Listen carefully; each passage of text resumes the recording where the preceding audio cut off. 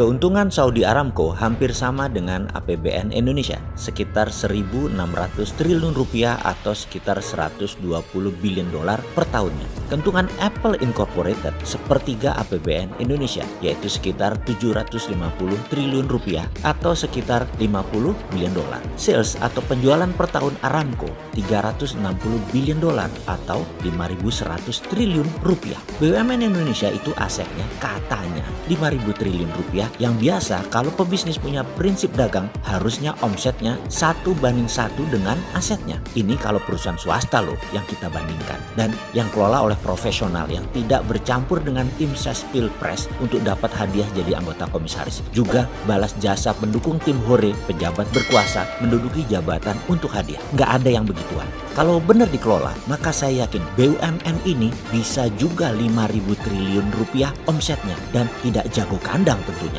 merambah ke luar negeri. Saat ini cara pengelolaan BUMN ini agak lucu. Masa BUMN lihat rakyat Indonesia sebagai pasar? Ya geblek aja kalau begitu. Rakyat Indonesia itu aset, bos. Yang namanya pasar itu di luar negeri. Bisa nggak mikirnya kayak gitu? Bisa nggak mindsetnya seperti itu? Rakyat aset, bukan market. Jangan menjual produk BUMN ke rakyat dengan harga mahal. Jangan paksa rakyat dengan produk BUMN yang tidak ada pilihan. Jangan buat rakyat bergantung kepada BUMN. Jangan buat BUMN ambil sisi hulu yang membuat UKM ditekan atau tertekan di sisi hilir. Buat apa ada BUMN kalau kayak begitu? Inilah salah kaprahnya pengelola BUMN di bawah kementerian yang sangat manja dengan regulasi-regulasi yang melindungi mereka dan dana APBN. Sudah kayak begitu, nggak bisa 1:1 lagi asetnya dengan salesnya. Apa itu maksudnya 1:1? Ini harus diterangkan karena mungkin sahabat sudah tahu, tapi buzzer nggak paham. Ini yang harus dijelaskan biar buzzernya pinter sedikit, komennya jadi bermutu. Sederhananya begini, kalau kita pebisnis, aset kita yaitu modal plus alat usaha dan lain sebagainya, katakanlah 500 juta. Kita punya penggilingan padi. Setiap hari menerima jasa giling dan dalam 1 tahun omset kita 500 juta.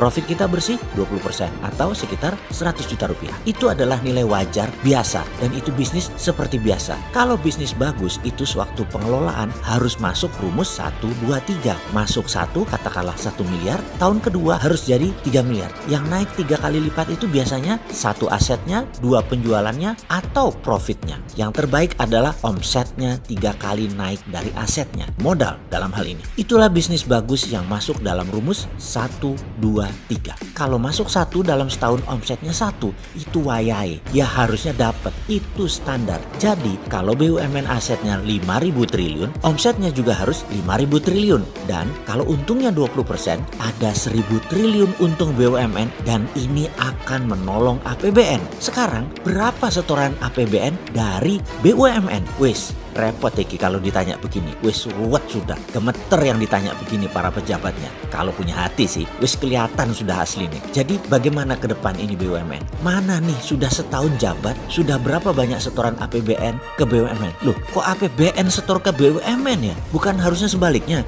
BUMN setor APBN. Kok masih netek sih? Kok bukannya nyetor malah minta disetor? Kok enak ya? Maaf nih bro, namanya pelayan publik pejabat itu ya. Jadi wajar kalau ada yang nanya. Bukan oposisi loh ya, maklum fans dirimu apa juga yang kamu perbuat itu bilangnya bagus. Kalau kita kan netral, Anda ya harus melayani sisi liar dari harapan publik lainnya yang bayar pajak, minta performa Anda. Mangkel loh yang bayar pajak lihat APBN tidak perform, APBN malah buat nyetor BUMN, BUMN-nya nggak perform. Kalau nggak perform ya kita ingetin, kalau mau tahu caranya bisa meningkatkan omset dan profit BUMN, ya mbok kabar-kabaran, nanti kita kasih tahu, kita tolong. Tapi tutup dulu 500 BUMN anak dan cucunya dulu. Nanti enak deh kita ngomong. Menutup itu bikin efisien biaya loh bos. Walau tim hore yang nggak bisa kerja banyak kecewa.